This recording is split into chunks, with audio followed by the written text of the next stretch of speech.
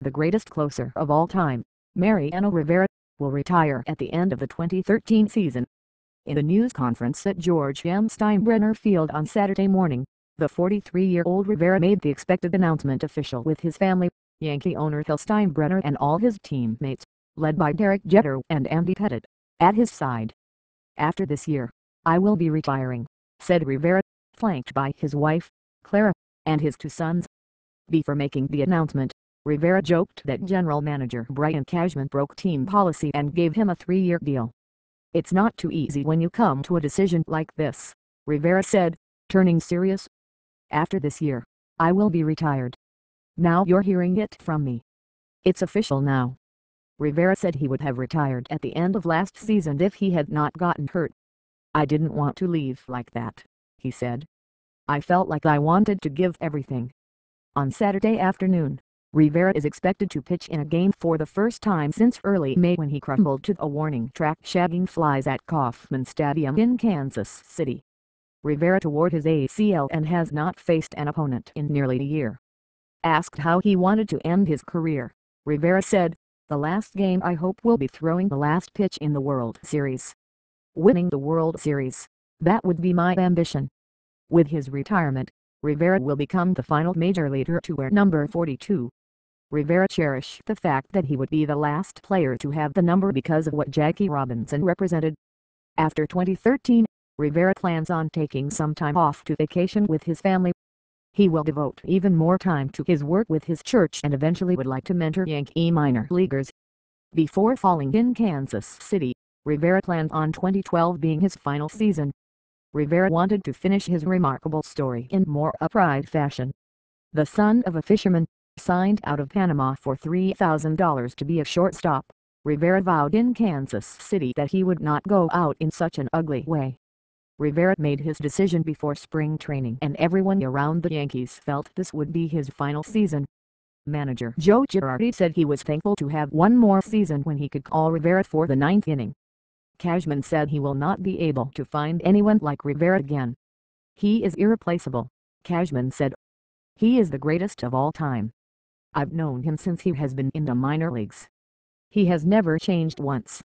You have seen a lot of players get a lot of money and a lot of notoriety and become famous and they change over time. He hasn't changed a bit." Rivera has asked the Yankees to find people during the season who have passion for baseball at each park so he can personally thank them for their devotion to the game. Examples given by Yankees spokesman Jason Zillo were a family that drives 5 hours to attend a game or an usher who has been a long-time stadium employee. Rivera has been recognized as the greatest closer of all time and is regarded as a potential first-ballot Hall of Famer. The numbers back up the universal praise. Rivera will retire with the most saves in the history of baseball. His 608 are 7 more than Trevor Hoffman, who is second on the list. Retired former Yankees catcher Jorge Posada, who last played in 2011, released a statement, saying there was only one Mariano Rivera. "There won't be another person who will come along and do what he did," Posada said. "No one does it like him. It was an honor to catch him and play alongside him for as long as I did. He made my job as a catcher so much easier. Mariano is a special person and obviously a special player. I'm so happy he is going out on his terms.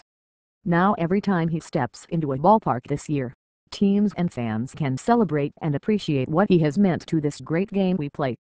Rivera's 42 postseason saves are also the most in history. While aided by the modern era's expanded playoffs, Rivera's playoff mastery is exemplified by his postseason ERA of .70 in 141 innings. He has been instrumental in the Yankees winning 5 World Series since he arrived to the majors in 1995. Rivera was a starter for part of his initial season, going 5-2-3 with a 5.94 ERA. In 1996, he set up for John Wetteland. In 1997, he became the Yankees' closer. What he has meant to the organization during the postseason, it has been a remarkable run, Girardi said. So we are going to find out what it is like without him. Hopefully, it is not the hard way. Rivera would be the first one to say he wasn't perfect. In 1997, he gave up an important home run to Sandy Alomar Jr. in the Yankees' playoff loss to the Cleveland Indians. In Game 7 of the 2001 World Series, he was on the mound for Luis Gonzalez's broken bat game-winning bloop over a drawn-in infield. In 2004, Rivera could not stop the Boston Red Sox's epic comeback after trailing the ALCs by 3-0. Still, Rivera's greatness, it can be argued, is the biggest reason for the Yankees' success over the past 2 decades. In 141 playoff innings, besides a Lomar's long ball, Rivera has only allowed one other homer, to Jay Payton in Game 2 of the 2000 World Series. "I don't feel myself the greatest of all time. I'm a team player," Rivera said.